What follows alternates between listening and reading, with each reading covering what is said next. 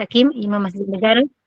Sudi bersama-sama dengan Gemar Iman dalam kuliah duha hari ini dengan tadabbur surah Al-Baqarah, juga bersama-sama yang dikasihi para pencinta ilmu, sahabat-sahabat yang dirahmati oleh Allah Subhanahu Wa Taala. Terima kasih kepada tim pengurusan Gemar Iman yang dipimpin oleh pengurusi Puan Rosni Yati binti Mansur. Jadi bagi memberkati kuliah kita pada pagi ini, marilah sama-sama kita membacakan ilmu kitab yang akan dipimpin oleh Al-Farid Ustaz untuk kita hadiahkan kepada baginda Rasulullah sallallahu alaihi wasallam, dari keluarga baginda, para sahabat, para sadiqin, para syuhada, alim ulama, guru-guru kita, dari keluarga kita serta muslimin dan muslimat, sama ada yang masih hidup ataupun yang telah kembali ke rahmatullah.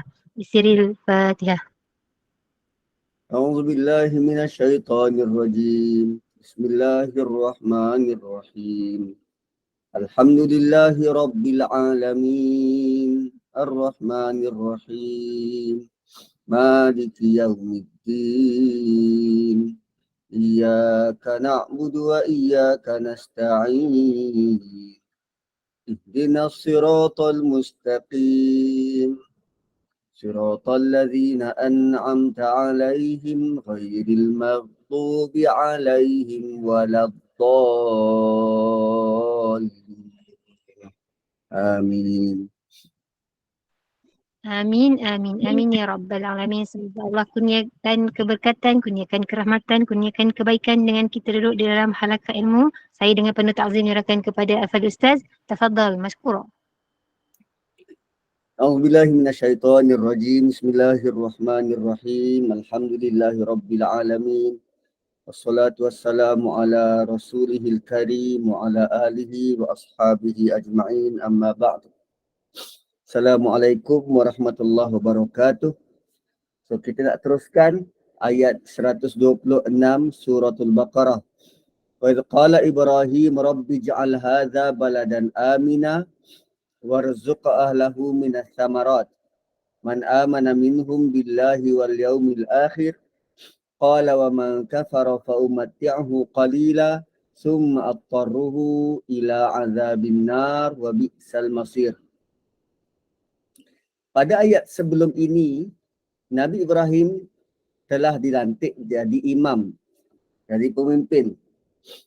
Lalu Nabi Ibrahim bertanyakan pada Allah tentang apa nasib keturunanku. Qala wa min zurriyati. Kemudian Allah jawab dengan bersyarat. Qala la yanalu ahdiz zalimin. Dalam kalangan anak cucu keturunanmu, perkara tentang pelantikan jadi imam ini tidak terpakai kepada mereka-mereka yang zalim. Kepada mereka-mereka yang zalim. Kemudian pada doa seterusnya, Nabi Ibrahim mohon pada Allah, ya Allah, saat Nabi Ibrahim ni, dia adalah jenis pemikir. Orang yang suka berfikir sebelum bertindak.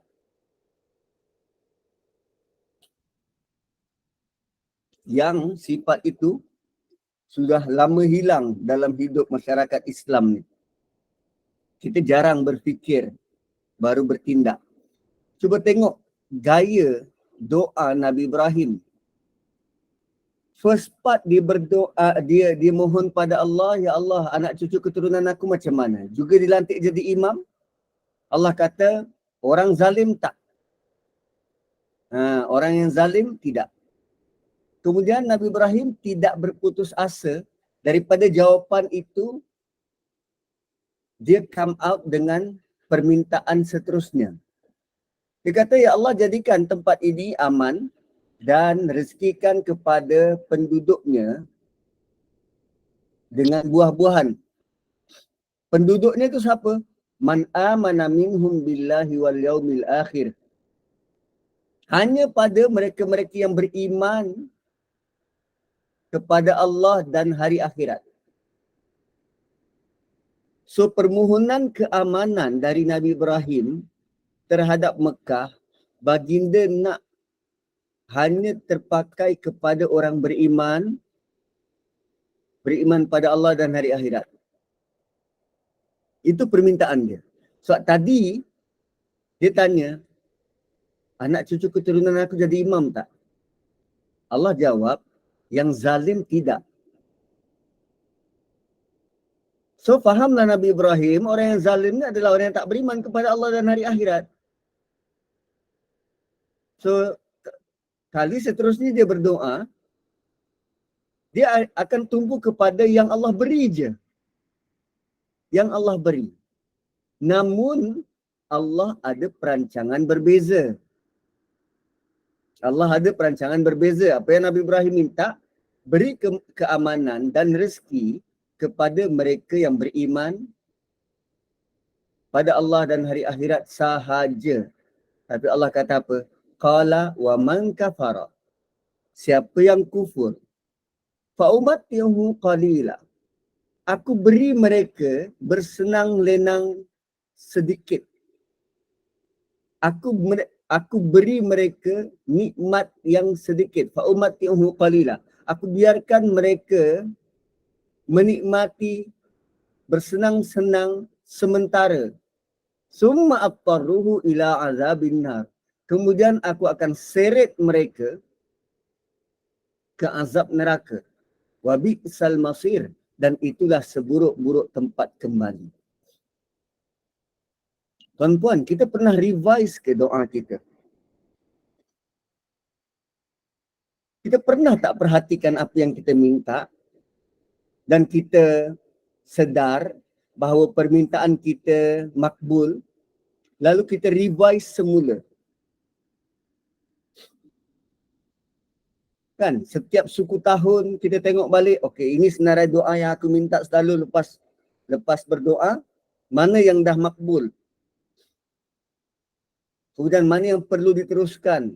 Mana permohonan-permohonan baru? Ada tak? Atau daripada sejak balik sampai sekarang doa kita sama je.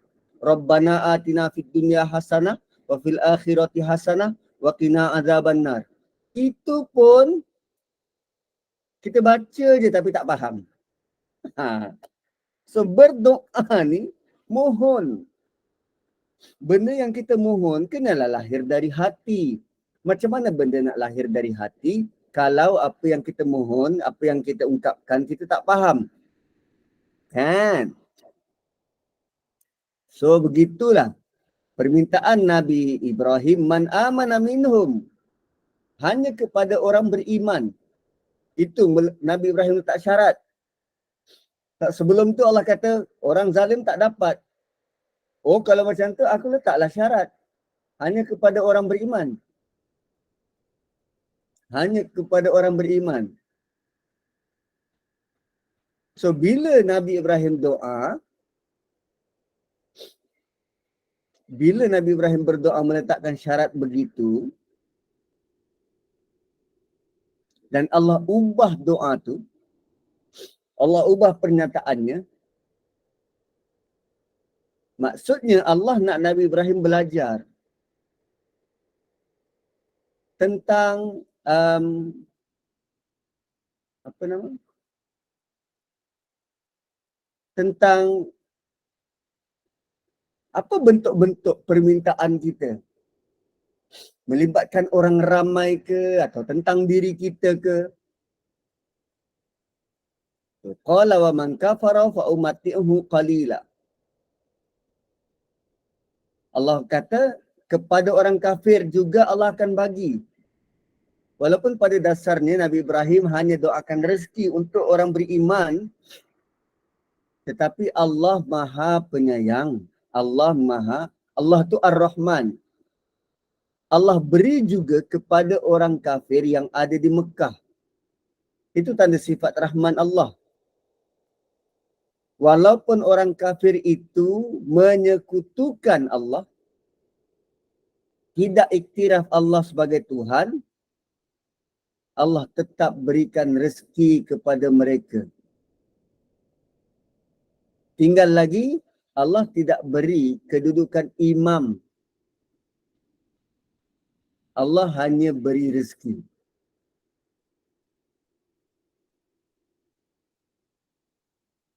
So imam hanya kepada orang beriman saja. Maksudnya apa? Tuan-puan, imam ini imam ini, dia bukan sekadar berada di depan. Tetapi kedudukan imam, kalau dalam solat, kita perlu patuh arahan dan dia menjadi contoh perbuatan. Imam rukuk, kita rukuk. Imam sujud, kita sujud. Orang di belakang mendahului imam, batal di jemaah. Dan kedudukan imam bukan absolut. Imam boleh ditegur. Imam boleh ditegur. Dan dia bukannya mutlak dipatuhi membuta tuli. So bila dia jadi imam, orang boleh ikut dia dan ada ketikanya orang wajib ikut imam. So untuk rezeki, semua orang boleh dapat. Tetapi untuk jadi pemimpin, untuk jadi imam, Allah beri pengkhususan kepada orang beriman. Sebab orang tidak beriman, Allah kata jangan jadikan dia imam.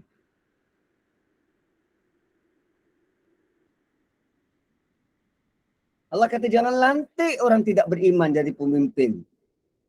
Sebab dia tak boleh dicontohi, tak boleh diikuti. Dia bukan contoh yang baik. Dan sebelum ni ada soalan-soalan tentang apa beza antara orang kafir yang baik dengan orang Islam yang tak baik. Beza paling utama ialah iman. Siapa beriman layak jadi pemimpin? Siapa beriman layak jadi pemimpin? Layak dicontohi, layak diikuti. So bila orang kafir jadi pemimpin, dia nak berpandukan apa memimpin kita?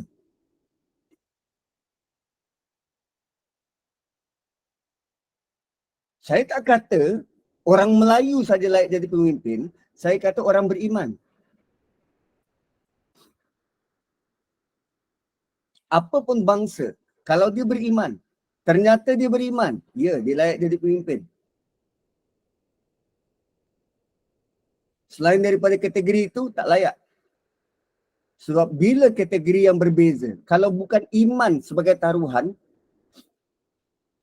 jika mereka jadi pemimpin, dilantik jadi pemimpin, apa panduan yang dia nak ikut untuk memimpin orang ramai? Seorang beriman, dia akan tunduk, taat dan patuh pada perintah Tuhan. Dan Allah tidak kata orang tak beriman tak boleh jadi pemimpin. Allah kata orang zalim.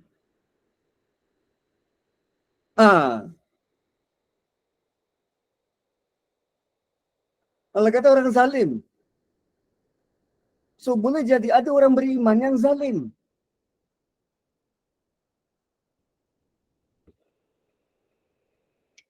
Dia menzalimi diri.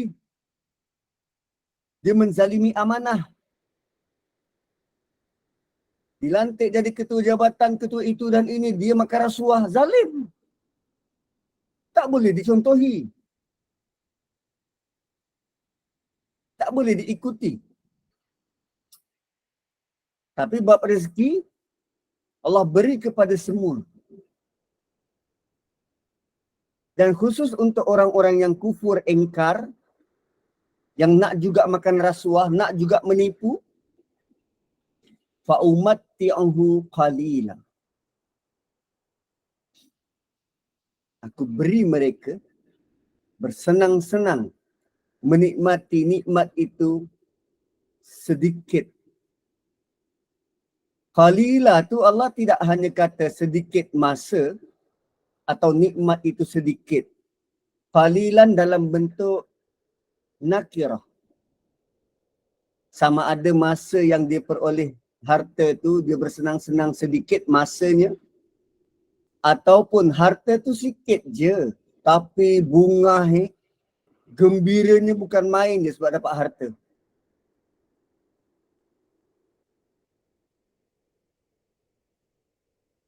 Kan cuba tengok orang-orang yang kufur, yang kafir, yang engkar. Bila sebut kufur kafir bukan hanya tuju kepada orang tidak muslim. Ada muslim yang juga kufur. Tidak bersyukur. Dia rasa harta dia lah segalanya. Suka-suka dia untuk lompat sana sini, lompat parti, khianati kepercayaan orang. Allah kata fa'umatti'uhu qalila. Kau bersenang-senanglah. Tempoh masa yang sedikit. Sikit je 5 tahun. Satu penggal. Bukan lama. Sikit je. Sekitar berapa umur? 60 tahun, 70 tahun. Itu pun sejak bila dia kaya? Fa'umatti'uhu qalila. Dan kan rugi bila kita dapat lalui nikmat itu sementara dan sedikit. Sebab selepas dari itu summa attarruhu, kemudian aku seret mereka ke dalam azab neraka.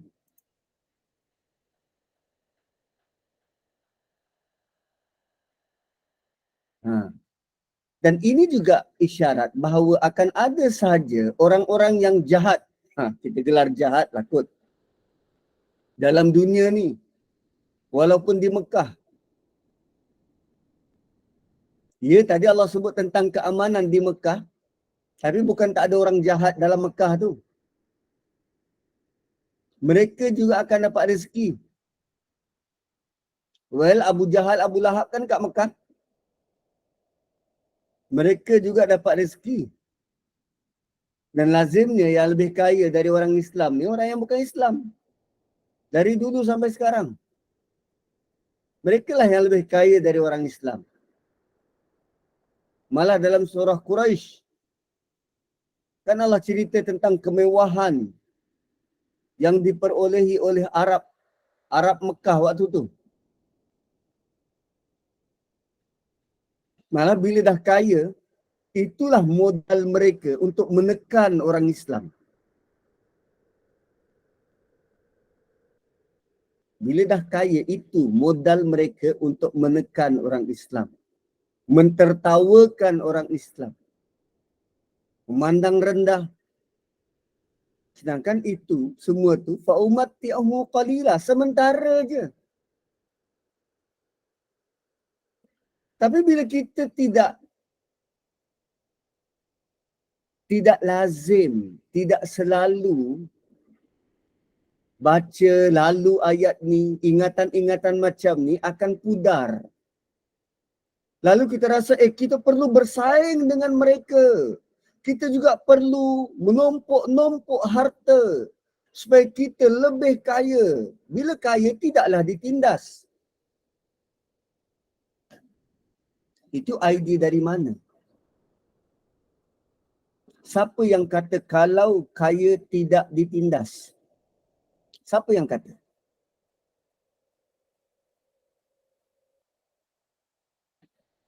Kan?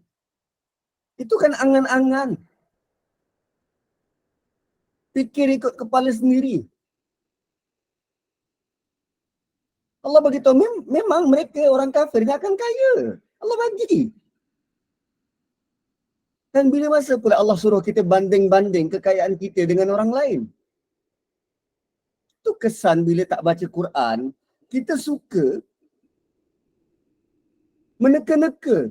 Oh macam ni kot formulanya, oh macam ni kot.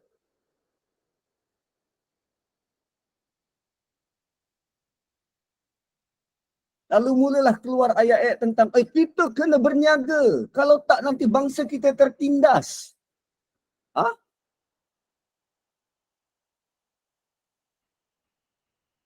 Berniaga untuk jadi kaya keluar dari penindasan, macam tu.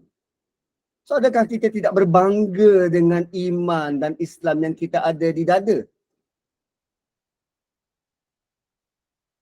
So bila kaya baru orang nampak. Macam tu ke? Tak. Malah kalau hidup zaman Nabi,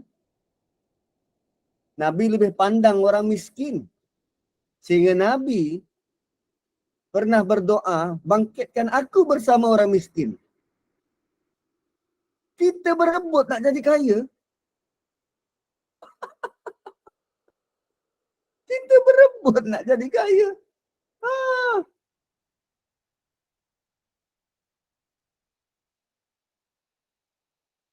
Apa keperluan kita berniaga? Kita berniaga nak bantu orang lain. Kita bekerja ni nak bantu orang lain. Bukan untuk jadi kaya. Oh plus, kaya tu apa? Kaya tu berasal, kaya tu dari bahasa Arab. Perkataan bahasa Arab adalah ghani. GH kot, ghani. Pain nun ya, ghani. Ghina, ghani. Ghani ni maksud dia cukup. Rasa cukup. Rasa cukup. So idea kaya ialah kita rasa cukup. Bila kita rasa cukup, kita tak perlu dah pada benda tu lagi. Dah enough, cukup. Contoh kalau kita lapar, kita makan nasi. Bila kita kenyang, kita nak lagi tak nasi tu? Tak, kita rasa cukup. Bila kita kenyang, kita rasa cukup. So kalau tanya orang kaya, kalau tanya orang yang belum kaya, apa yang dia nak? Aku nak banyak duit. Berapa banyak? 100,000 cukup? Tak cukup. 200,000? Belum cukup. 300,000? 300,000 cukup tak? Belum. Okey. Berapa nilai yang cukup?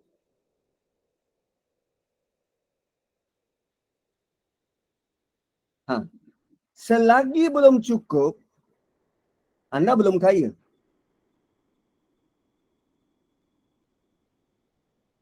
Oh rupanya cukup dengan tak cukup ni bukan bergantung kepada berapa banyak harta yang anda ada.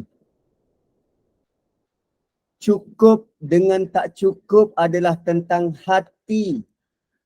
Suatu Nabi kata kaya itu bukan pada harta. Kaya itu adalah pada hati. Hati kita rasa cukup ke tak?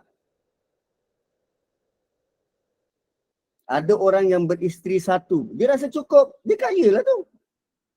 Ghani. Dia rasa cukup.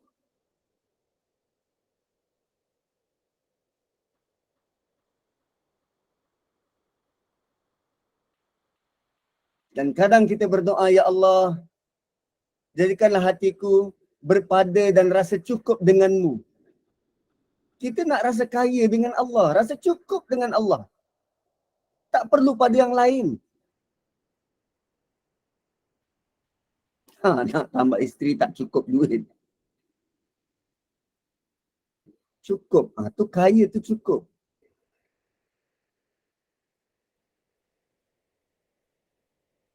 Kan makan suap juga kan. Sekali suap, dua kali suap. Tak adalah orang-orang yang banyak hartanya tu sekali makan 5 pinggan. Tak, sama je. Kadang dia lagi diet daripada orang miskin. Sebab banyak penyakit dah. Itu pantang, ini pantang. So fa'umati'uhu qalila, Allah beritahu dia akan beri sedikit kesenangan kepada mereka semasa hidup di dunia. Waktu hidup je, sementara hidup je. Dia nak berniaga itu dapat, ada peluang ini dapat projek itu dapat projek ini, nak yang ini dapat. Dan kesenangan itu sama ada sedikit atau sementara. Bila kita kata sikit atau sementara, Bila kita kata sekejap atau sementara ni, dia perlu ada perbandingan. Kan? A lebih sikit dari B. Kan? A lebih sikit dari B. Macam mana kita nak tahu A tu sikit tak sikit? Kena bandinglah dengan sesuatu. Banding dengan benda lain, dengan B, dengan C. Sekarang Allah kata, kami akan beri mereka sedikit. Apa yang sedikit ni? Mungkin masa, mungkin harta, mungkin anak, mungkin apa saja. Kesihatan kami bagi mereka sedikit. So perbandingannya dengan apa? Dengan apa yang ada dekat akhirat.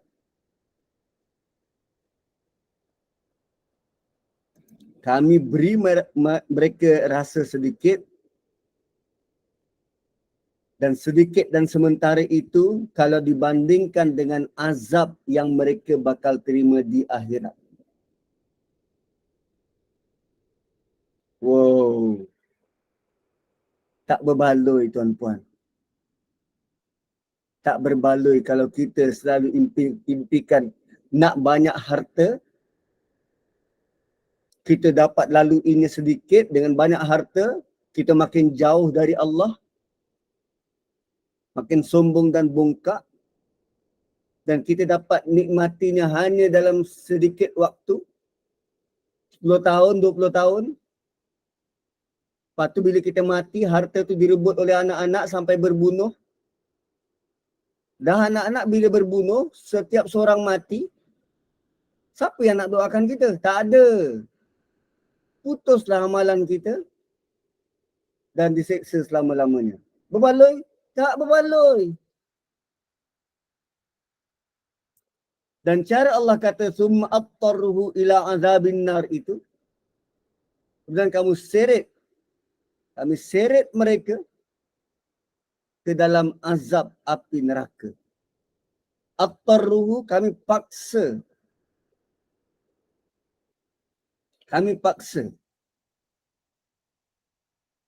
Dan ada satu benda yang kita perlu betulkan, cara kita melihat dunia. Cara melihat dunia.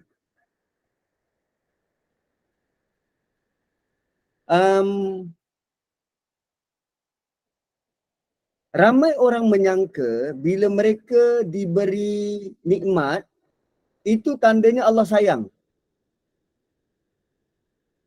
Dan ramai orang sangka bila dia senang, itu tandanya mereka dah buat benda yang betul. Sangkaan itu salah. Dapat nikmat bukan tanda Allah sayang.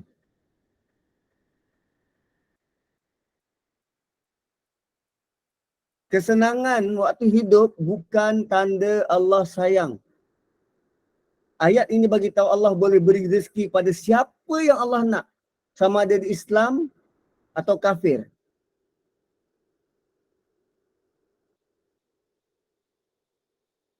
Nikmat yang Allah beri dekat dunia ni untuk ujian. Untuk diuji.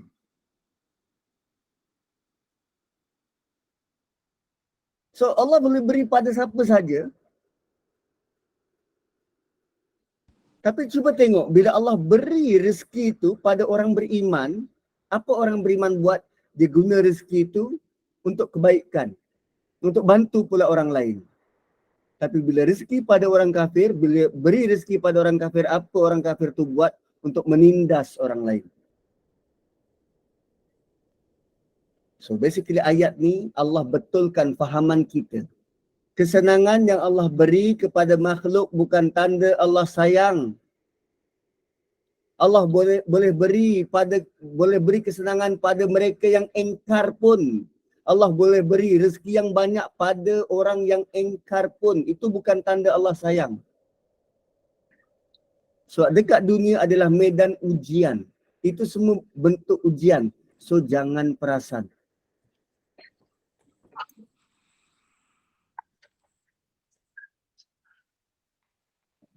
Kalau Allah bagi ujian ada dua tanda. Pertama, sebagai kafarah. Ada benda yang kita buat, ujian untuk menghapuskan dosa, kafarah. Yang kedua, ujian balak. Kesalahan yang kita buat diberi balas. Yang ketiga, ujian untuk meningkatkan. Kita tak buat apa-apa tapi kita tetap diuji untuk meningkatkan apa yang kurang pada diri kita. Kalau yang kurang tu sabar, pahala sabar tu kurang, Allah beri ujian supaya kita belajar bersabar.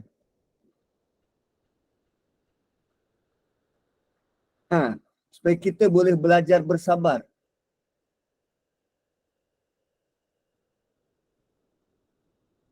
Kafarah dengan kifarah. Entah apa beza dia. Yang tu puan-puan kena cari sendiri. Apa beza kafarah dengan kifarah?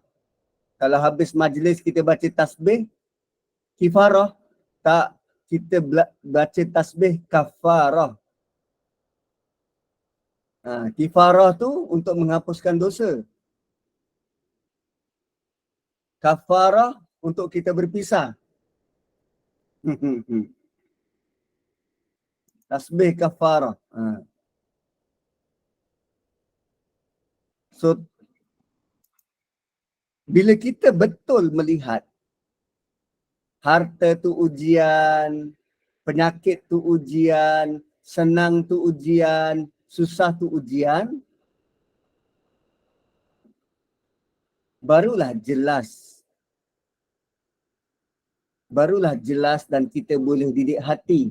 Aku tak perlu dengki pada orang yang dapat nikmat sebab belum tentu kalau aku dapat nikmat yang sama, aku boleh bersyukur, aku boleh lulus ujian tu. Kan? Kita nampak orang tu senang, aku tak boleh dengki dengan dia sebab dia sedang diuji. Belum tentu kalau aku dapat ujian tu, aku boleh lulus. Itu, melihat begitu tuan-puan akan lebih sejahterakan hati kita. Akan lebih sejahterakan hati kita. Sebab yang penting adalah bagaimana kita, hati kita, cara kita melihat alam ini bekerja dan bertindak, kan? Sebab nanti bakal menjawab kita depan Tuhan. Lihat kawan kita dapat naik pangkat sedangkan dia junior dari kita. Kalau aku dapat tempat dia tu belum tentu aku boleh committed. Tak tu bila Nabi kata orang beriman ini dia tetap dalam win-win situation. Bila dia diuji dengan kesenangan, dia bersyukur. Bila dia diuji dengan kesukaran, dia bersabar. So, dia faham, itu semua bentuk ujian. Bentuk ujian. Dan Allah jawab doa Nabi Ibrahim ni dalam bentuk Allah bagi tahu. Bab rezeki yang itu Allah buka open untuk semua. Open untuk semua. Wa bi'sal masir. Dan Allah buat perbandingan antara tempat-tempat neraka adalah seburuk-buruk tempat. Berdoalah supaya kita selamat dari ditempatkan di tempat yang seburuk semacam ini. Dan bagi mereka yang tak takut, mereka sebenarnya tidak belajar bagaimana keadaan neraka itu. Sehingga kan tanggapan kalangan umat Islam sekarang, ada yang menyangka seperti mana Yahudi pernah menyangka mereka akan duduk di neraka sekejap je. Tak, orang kata akhirnya kita akan masuk syurga juga nanti. Kan? Kan itu sangkaan yang begitu pathetik. Sangkaan yang begitu meleset. Dia boleh rasa macam tu dalam keadaan dia tak tahu betapa hebatnya azab di neraka. Dan dia kata sekejap tu dalam bentuk, sekejap je tak apa. Nanti kita masuk syurga. Ui, nak melalui sekejap tu.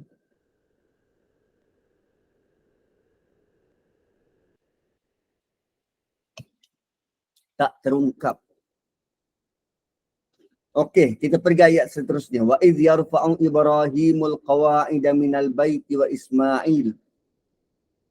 Rabbana taqabbal minna innaka antas sami'ul alim. Dan ketika Nabi Ibrahim mendirikan asas binaan Kaabah dengan Nabi Ismail, itu jam dia padang pasir. Itu jam padang pasir. Allah perintahkan Nabi Ibrahim bina asas Kaabah. Bina asas Kaabah. So Nabi Ibrahim pun laksanakan. Dan kita tahu dalam ayat ini bukan Nabi Ibrahim seorang. Baginda membinanya bersama Nabi Ismail. Cuma dia ketua Nabi Ibrahim, sebab Nabi Ibrahim punya nama di awal disebut awal, kemudian disusuli wa Ismail di belakang.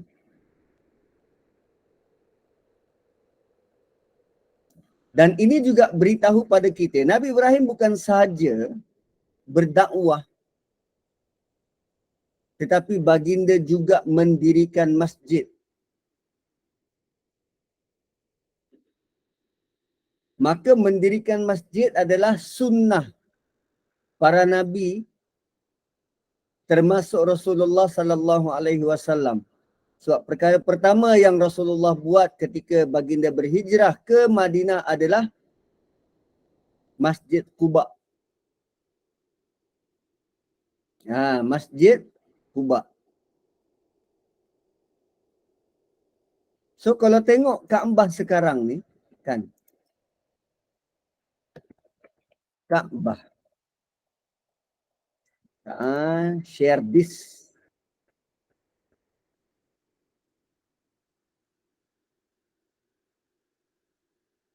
Mana pandangan yang daripada atas tu ni tak nampak sangat. Ni kot. Okey. Ni Kaabah. 4 segi. 4 segi. Sedang kita ada Hijr Ismail. Hijr Ismail. Kenapa dipanggil batu-batu Ismail? Boleh jadi suatu proses pembinaan Kaabah ni, Nabi Ismail tolong serahkan batu untuk Nabi Ibrahim susun. Dan Kaabah ni dalam bentuk 4 segi. Batu-batu yang disusun oleh Nabi Ismail dalam bentuk separa bulatan.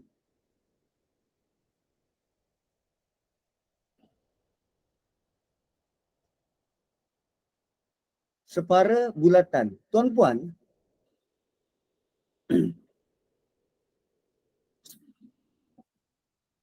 Nabi Ibrahim sedang buat apa? Sedang buat apa yang Allah perintahkan. Sedang buat apa yang Allah perintahkan. Dia buat seorang tak? Tak, dia ajak anak dia untuk buat bersama. Kita dekat rumah bila kita buat ibadah, solat ke, kita ajak tak anak? Atau kita solat dulu? Lepas kita solat baru kita, cepat solat, mami dah solat. Ajak tu selepas kita buat ke atau ajak buat bersama? Nabi Ibrahim diarahkan, yang terima arahan Nabi Ibrahim. Tapi dia ajak Nabi Ismail, jom kita buat bersama. Jom kita buat bersama. Dan Nabi Ibrahim buat 4 segi. Apa yang Nabi Ismail buat tu, susun batu untuk serahkan pada ayah dia, pun dikira sebagai tempat ibadah. Sedangkan batu-batu yang disusun oleh Nabi Ismail tu tak termasuk pun. Tak termasuk pun. Dan hijir Ismail dengan Kaabah mana? Dia tak bercantum. So basically, hijir Ismail bukan Kaabah. Hijir Ismail bukan Kaabah. Tapi tindakan Nabi Ibrahim ajak Nabi Ismail buat bersekali, maka Allah iktiraf apa yang dibuat, batu-batu yang disusun oleh Nabi Ismail diiktiraf sebagai sebahagian dari Kaabah. So, kalau kita tawaf, kita tak boleh pegang ni. Kan waktu tawaf kan tak boleh pegang Kaabah. Sama juga waktu tawaf tak boleh pegang hijir Ismail. Pusingan tu batal. Kan? Oi, sampai macam tu tuan-puan. So, apa yang Nabi Ibrahim buat ialah tak kala dia melaksanakan perintah Allah, dia ajak sekali ahli keluarga dia yang lain. Kalau dalam konteks ini anak dia Ismail, ajak bersekali. Sebab seorang imam, dia takkan boleh buat benda tu sorang-sorang. Dia kena jadi contoh. Lalu dia ajak.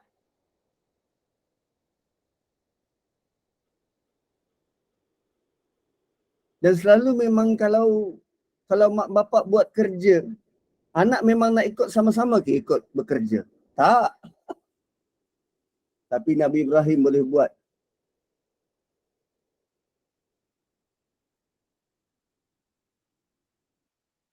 Gap usia antara Nabi Ibrahim dan Nabi Ismail pun jauh 80 tahun.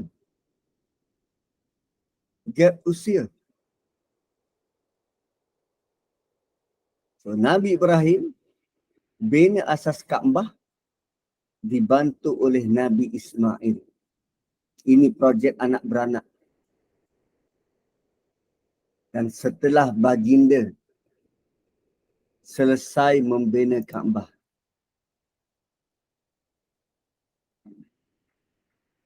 kan selesai membina, maka Nabi Ibrahim berdoa, Rabbana taqabbal minna. Wahai Tuhan kami, terimalah dari kami. Cuba tengok doa ni. Selepas buat amal, baginda mohon agar amal itu diterima. Kita perlu buat begitu. Lepas buat sesuatu, minta mohon, ya Allah terimalah apa yang aku buat. Kena minta supaya Allah terima ibadah kita. Sebab belum tentu Allah terima. Solat kita kan banyak kekurangan. Tengah-tengah solat, duk teringat, tadi aku rebus sup tu panaskan. Dah matikan ke belum? Baru lepas takbir dah teringat sup. Tadi aku dah matikan ke belum? Tadi aku masak nasi dah cetek belum? Kan dah tekan belum? Tu syaitan lah tu duk bisik. Kan? Kalau berjemaah tu, sedar-sedar dah tahiyat akhir. Loh, aku tadi sembahyang Zuhur. Rakaat keberapa dah ni? Ikut je lah imam. Setelah buat sesuatu, kita ikutlah sunnah Nabi Ibrahim. Dia mohon, ya Allah, terimalah apa yang kami buat. Terimalah apa yang kami buat. Dan ini juga boleh kita jadikan sebagai ungkapan. Kalau orang bercerita tentang pencapaian dia,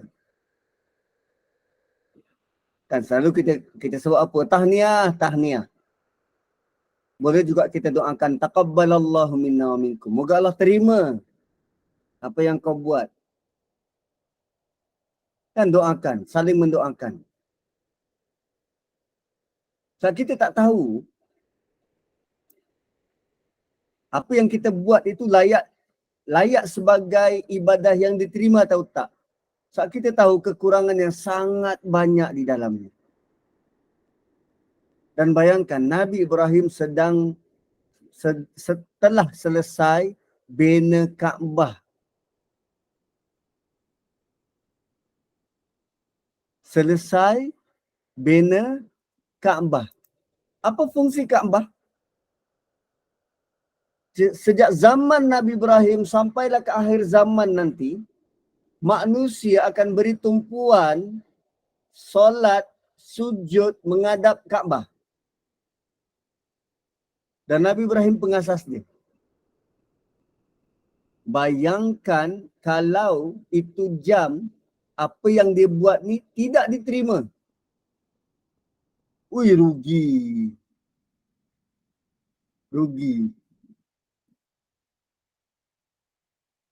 Tapi setiap kali kita sujud, Nabi Ibrahim dan anaknya ini dapat saham. Dan tengok doa, bentuk doa Nabi Ibrahim. Rabbana taqabbal minna.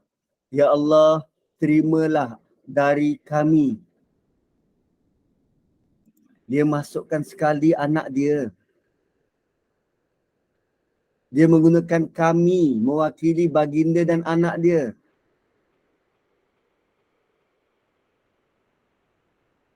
Wow.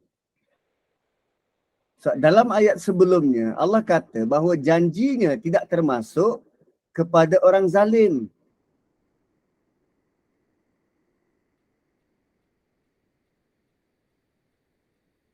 Kan tadi Allah kata pada orang zalim dia tak akan jadi imam.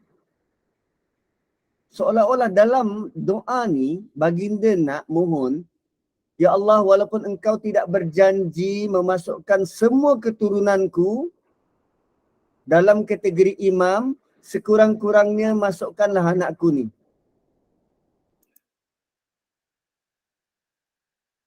Sekurang-kurangnya masukkanlah anakku. Tuan-puan, banyak kali Allah sebut dalam Quran tentang status kedudukan harta dan anak itu akan melekakan dan melalaikan kita. Naibun walahun. Harta dan anak akan melekakan dan melalaikan. Tapi apa yang dibuat oleh Nabi Ibrahim ialah, ya Allah, jangan jadikan anak aku ini melalaikan aku. Dia sama-sama buat kerja dengan aku, sama-sama beribadah dengan aku. So terimalah dari kami. Dia tak kata terima dari aku, terima dari kami. Rabbana taqabbal minna.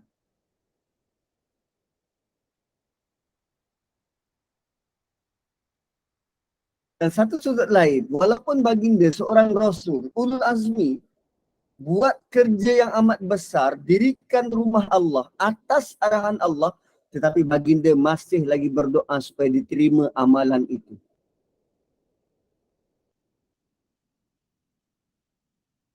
Dan menjadi nasihat buat kita, jangan terus sangka segala amal ibadah kita pasti diterima. Tak. Jangan rasa selamat dengan amal ibadah kita. Tuan-puan, amal kita tidak membawa kita ke syurga. Itu realiti. Amal tuan-puan, amal saya tidak akan bawa ke syurga. Amal kita, amal saya bukan jadi tiket untuk saya masuk syurga. Tak.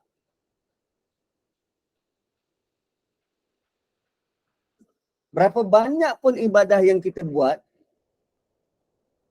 itu atas pertimbangan Allah. Allah nak terima atau tak. Sama ada Allah terima atau Allah campak semula ke muka kita.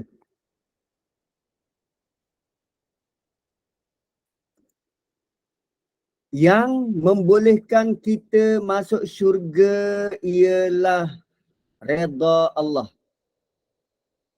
Amal kita tidak menjamin kita masuk syurga.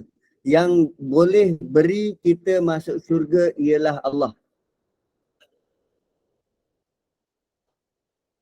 Satu, jangan confident sangat, aku masuk syurga. Tak. Bukan amal kita. Redha Allah yang masukkan kita dalam syurga. Habis Ustaz, buat apa kita beramal? Amal itu akan dibalas semula. Masuk syurga satu hal, amal yang dibalas satu hal yang lain. Jangan keliru bila disebut amal itu akan dibalas. Dibalas tu tak semestinya dengan syurga. Masuk syurga tu sebab Allah nak bagi masuk. Tapi bila dalam syurga, Allah akan balas semula amal-amal yang baik yang kita buat.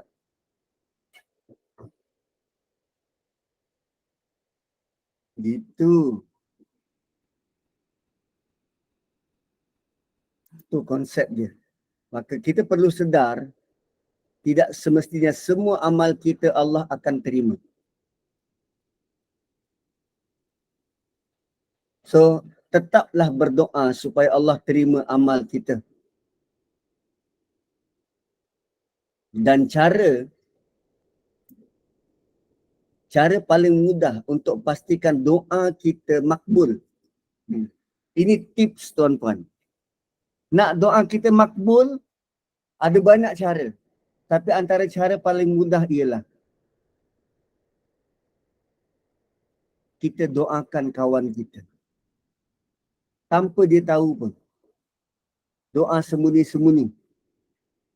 Doa kita pada kawan kita. Tanpa perlu kita bagi tahu. Kita doakan orang tu, kita doakan admin, kita doakan mak bapak kita, kita doakan adik-beradik kita. Tanpa orang tu tahu. Doa tu makbul. Nak doakan apa? Ya Allah, terimalah apa yang dia buat, ya Allah. Rabbana taqabbal minna. Taqabbal minna. Rabbana taqabbal minna. Ya Allah, terima apa yang kami buat. Kami ni siapa? Bukan kita seorang. Semua.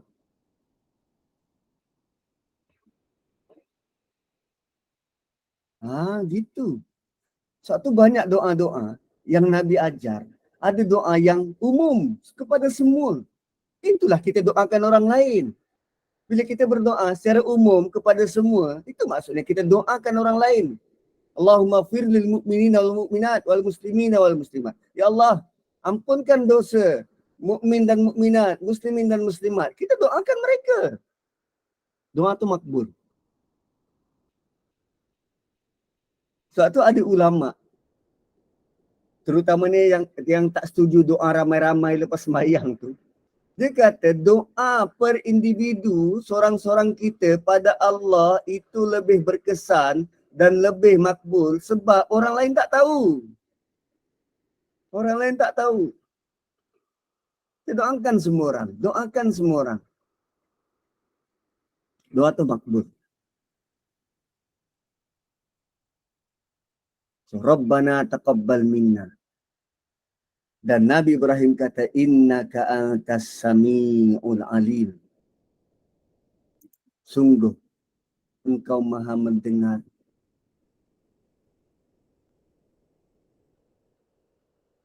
Kenapa Nabi Ibrahim guna perkataan mendengar?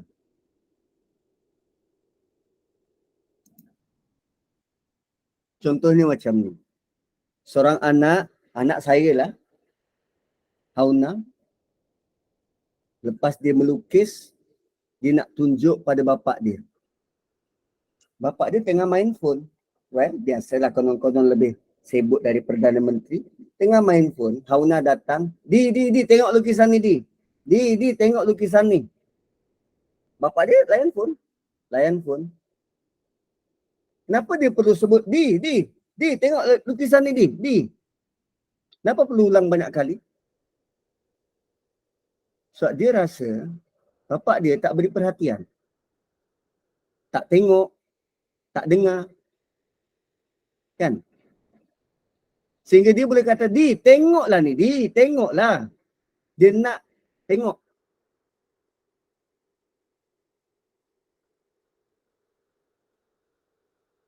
Ataupun dia bercakap-cakap, Di, dengarlah orang nak cerita. Kenapa dia perlu sebut dengarlah orang nak cerita? Sebab dia nak perhatian bapa dia ni supaya beri tumpuan, pinjamkan telinga. Kan? Pinjamkan telinga. Apa Nabi Ibrahim buat? Innaka antas samiul alim. Aku yakin engkau dengar doa aku. Dia bukan mengharap Allah dengar. Tapi dia tahu Allah Maha mendengar. Part ibadah dia tak tahu Allah terima atau tak. Tapi yang penting dia minta, Ya Allah, terima apa yang aku buat. Engkau Maha mendengar. Begitu yakin dia Allah Maha mendengar dan Allah tahu apa yang aku buat. Ada salah ke ada silap, Allah tahu. Mungkin waktu aku tengah susun batu tu bukan kerana Tuhan, Allah tahu. Mungkin sepanjang hari kita bekerja semalam, hari Jumaat, start daripada pagi, ada niat-niat kita yang bukan kerana Allah. Allah tahu. Tapi di penghujung hari kita berdoa, Ya Allah, terimalah apa yang aku buat hari ini, Ya Allah. Kalau engkau tak terima, sia-sia apa aku buat. Tu penat je aku dapat. Sia-sia. Rabbana taqabbal minna. Dan doa inilah, ungkapan inilah yang Nabi ajar. Ungkapkan sewaktu kita habis Ramadan. Kan? Taqabbalallahu minna wa minkum. Apa yang biasa kita buat, adat Melayu kita? Selamat Raya, 00, maaf saya batin, Selamat Raya. Nabi ajar kita ungkapkan doa buat orang lain. Habis saja Ramadan, taqabbalallahu minna wa minkum, moga Allah terima amal ibadahmu, moga Allah terima, moga Allah terima. Itu sepatutnya jadikan ungkapan ini kebiasaan untuk sebut pada orang lain. Taqabbalallahu minna wa minkum, moga Allah terima apa yang kita buat ni. Kan? Sebab kita yakin Allah dengar. Kita tak perlu merayu, Ya Allah dengarlah doa aku. Tak. Allah Maha mendengar. Yang kita perlu merayu ialah, Ya Allah terimalah Ya Allah terimalah. Aku tahu engkau mendengar. Terimalah Ya Allah.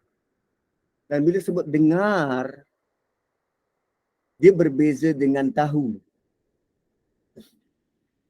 Dengar ini emosinya lebih dekat dan lebih rapat.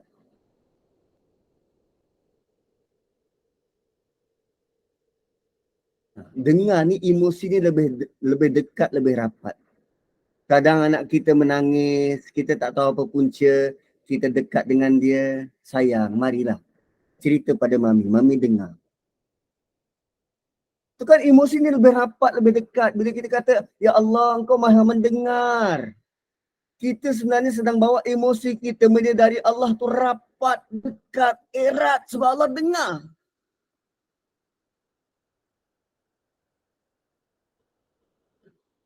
Waktu kita berdoa, emosi kita bukan menganggap Allah tu jauh. Tak, Allah tu dekat. Rapat sebab Allah dengar. Allah Maha mendengar. Dan Allah lebih dekat daripada urat leher kita.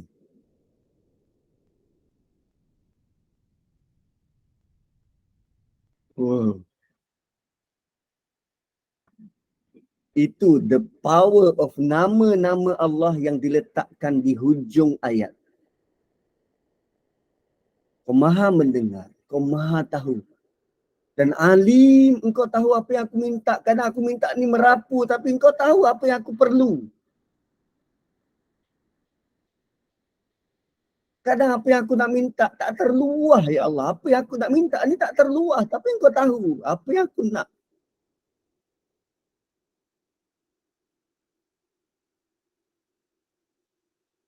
Dan ada juga bentuk doa yang diungkap oleh Nabi Nuh. Selesai saja, itu dalam surah mana? Surah Hud kot. Apa yang diminta oleh Nabi Nuh berkaitan dengan anak dia. Kan? Ada siapa-siapa ingat surah Hud?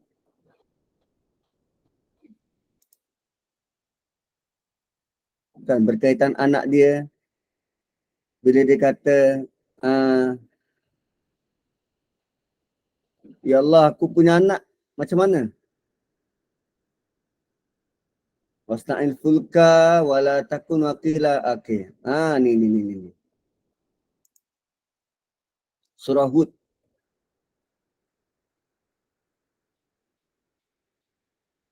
Selepas banjir itu surut, waqila ya ardu bla'i ma'ak, diperintahkan kepada bumi, sedut airmu, wa ya sama'u aqla'i, dan langit berhentilah daripada turunkan hujan.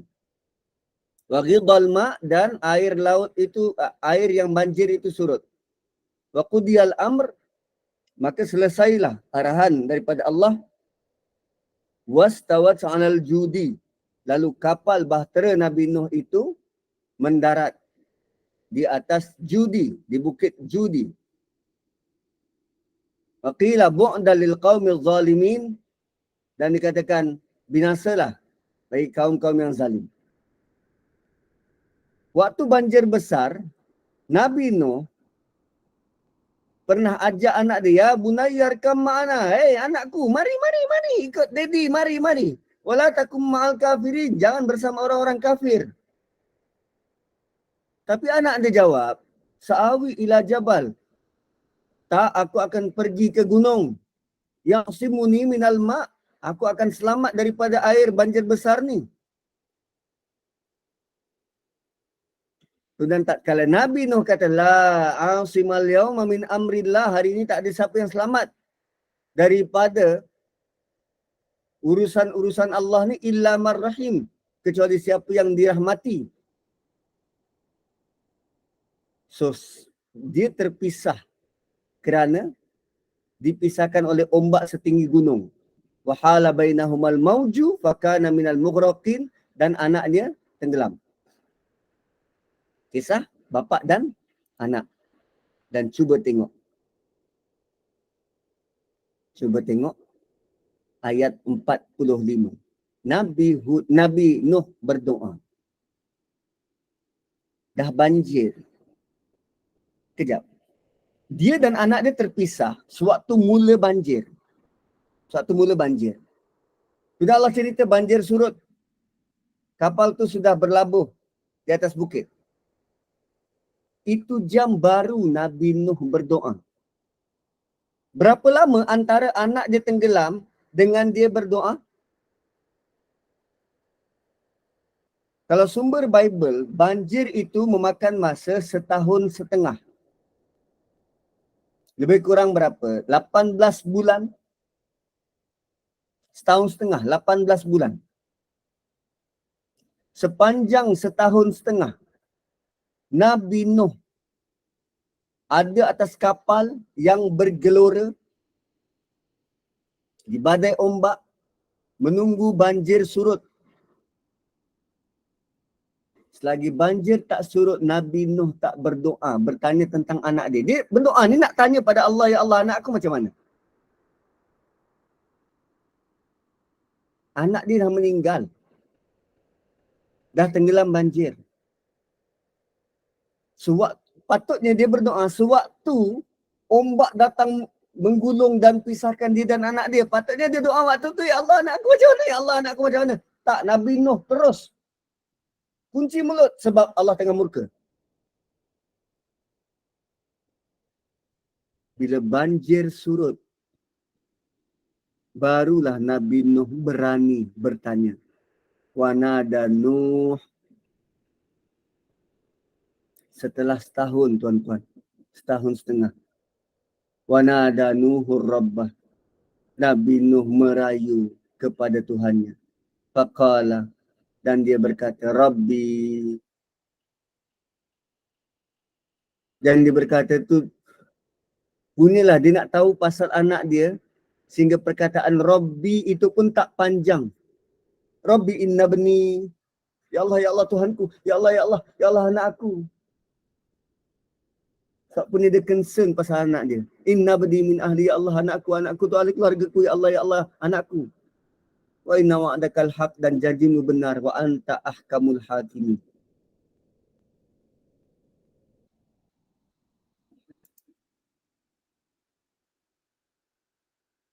Itu emosi.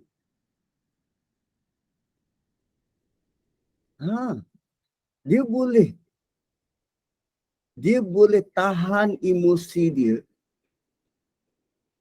kerana patuh perintah Allah. Kita dahulukan emosi kita berbanding perintah Allah. Banjir tu seluruh dunia. Seluruh dunia.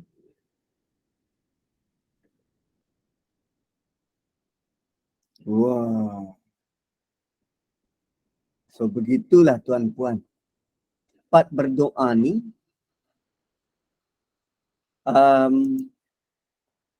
kalau Nabi Ibrahim dia ajak anak dia.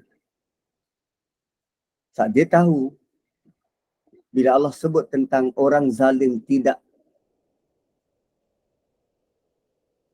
termasuk, maka dia ajak anak dia supaya masuk dalam kategori orang yang taat. Jangan tinggalkan anak. Buat sama-sama. Kerana jawapan Allah terhadap anak Nabi Nuh, innahu laisa min ahlik, dia bukan dari ahli keluargamu. Innahu amalun ghairu salih, amal dia tidak baik. Amal dia tidak baik. Dan peringatan besar buat kita semua. Fala tas'alni ma laisa laka bihi ilm. Jangan tanya apa yang engkau tak ada ilmu. Jangan tanya, jangan mohon terhadap apa yang kita tak tahu tentang dia.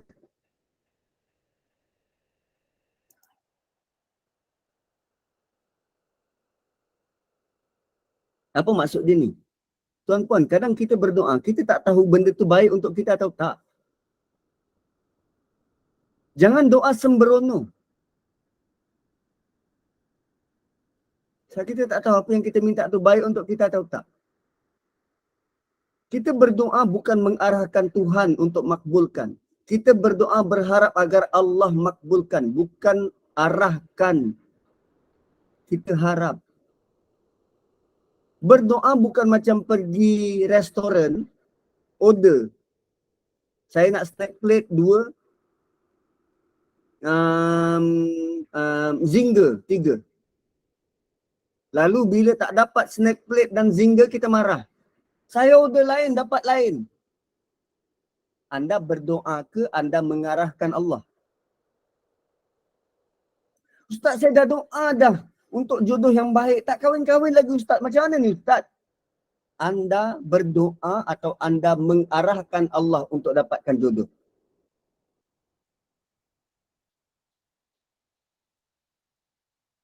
Satu doa yang baik ialah kita doa. Kita berdoa ikut Nabi berdoa. Nabi berdoa dengan sangat umum. Bukan mengarahkan. Tapi berharap. Dan di hujung ayat itu, inni a'izuka, sungguh aku menasihatkanmu, antakuna minal jahilin, engkau jangan terbawa-bawa dengan emosimu. Jangan jadi seperti orang yang tak dapat nak kawal emosi itu. Ya betul kita nak, kita desperate. Tapi jangan sampai apa yang kita buat itu seolah-olah mengarahkan Tuhan pula. Tak dapat merajuk. Adalah aku tak nak sembahyang lah. Bertahun-tahun aku berdoa tak dapat apa-apa pun. Na'udzubillah min zalik. So tuan-tuan, begitulah hubungan antara kita dan Tuhan. Kita ni hamba. Jadi bertindaklah sebagai hamba. So insyaAllah kita jumpa esok. Jangan ke mana-mana. Masa yang sama. 8.30. Assalamualaikum warahmatullahi wabarakatuh. Waalaikumsalam warahmatullahi wabarakatuh. Ustaz, ada hal lepas ni ke? Ada program ke? Nak buka soalan ke macam mana Ustaz? Ada program. Saya nak ke masjid. Oh, so tak payah buka soalan lah. Terus tutup ke? Kita bolehlah 1-2 soalan kalau nak tanya. Okay. Silakan. Saya bagi jemaah dululah. Silakan jemaah. Kalau ada soalan, kita tutup.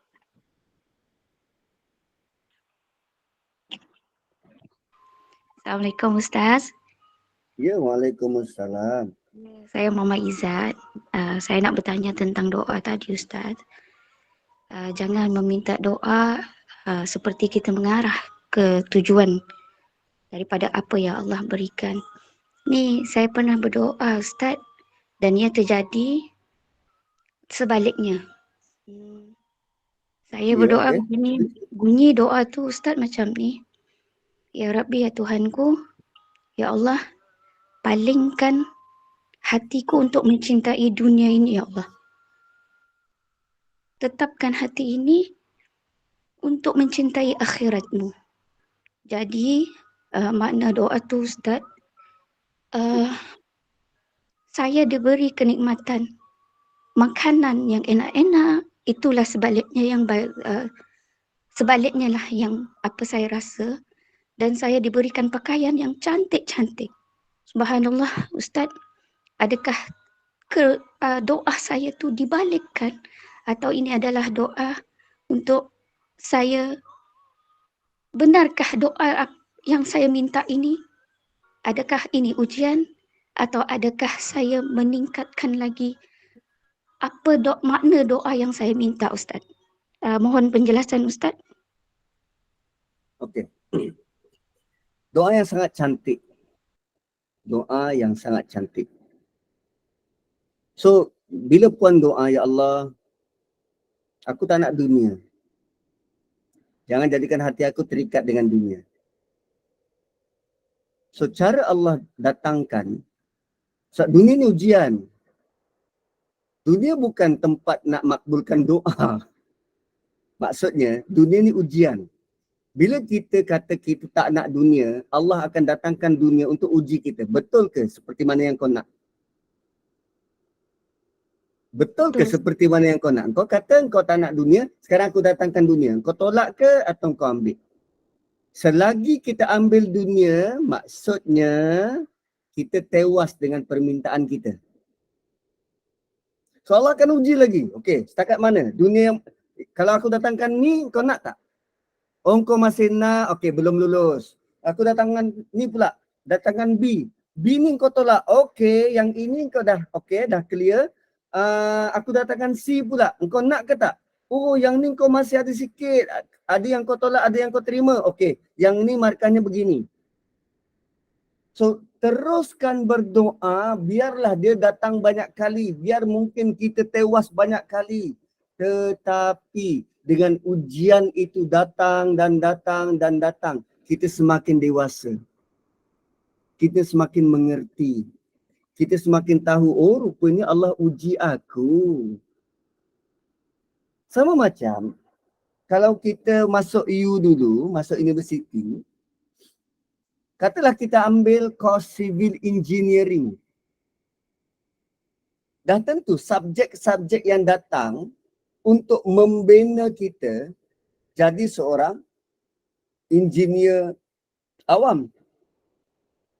Kan dia bukan dalam bentuk kertas subjek yang lain, tak. Semuanya akan menjadi pengkhususan macam mana nak bentuk jadi civil engineering. Itulah bentuk ujian. Kalau kita doa, satulah kita kena kenal pasti apa permintaan kita. Kita berdoa, ya Allah kurniakan aku sabar. Ya Allah kurniakan aku sabar. Allah datangkan ujian dan kita tak bersabar. Lepas tu kita merungut. Ya Allah, kenapa aku diuji macam ni ya Allah? Kenapa setiap ujian begitu menguji kesabaran? Cuba tengok apa yang kita doa. Cuba tengok apa yang kita doa. Kau minta sabar, aku ujilah dengan kesabaran. Kau minta mati syahid, kan dulu kalau dekat sekolah tu, kita berdegar-degar dengan doa, ya Allah matikan aku dengan mati syahid. Cuba tengok nanti ujian yang Allah datang. sampai engkau mati. Kan? Sehingga kau mati, Allah akan uji engkau sampai engkau dapat mati syahid tu.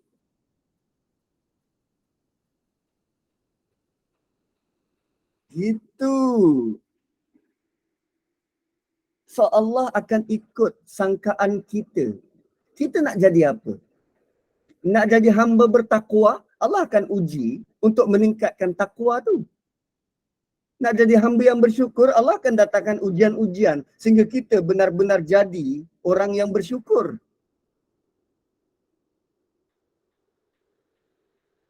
Nabi sendiri beri guide. Dia kata jangan minta kesabaran. Mintalah iman yang tinggi. Sebab kalau kita minta kesabaran, Allah akan datangkan ujian-ujian sehingga kita ditempa menjadi orang yang sabar. Gitu.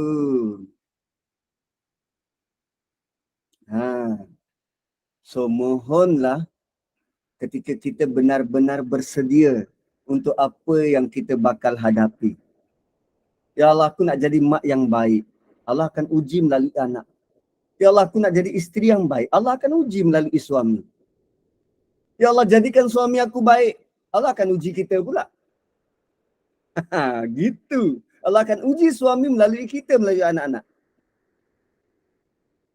Begitu hebatnya cara Allah makbulkan doa kita.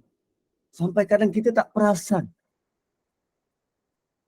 Tapi bagi mereka yang nampak jelas, dia akan rasa, oi indahnya. Ya Allah, aku minta macam ni, kau bagi macam ni. Ya Allah, hebatnya engkau. Kau maha mendengar, ya Allah. Ya Allah, aku minta yang ini, kau bagi macam ni, ya Allah. Hebatnya. Begitu. Manusia yang nampak.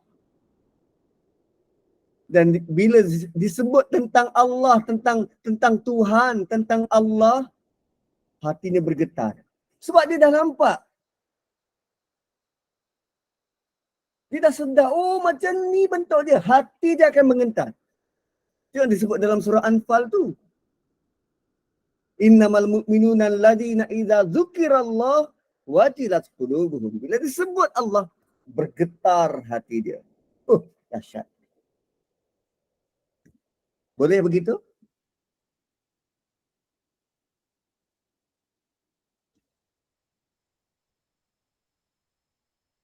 So tuan-puan, saya kena minta diri dulu. Orang yang nak meet dengan saya tu dah ada dekat masjid. Kena bergegas ke Masjid Negara pula. Okay, So, baik InsyaAllah Ustaz. esok kita jumpa lagi.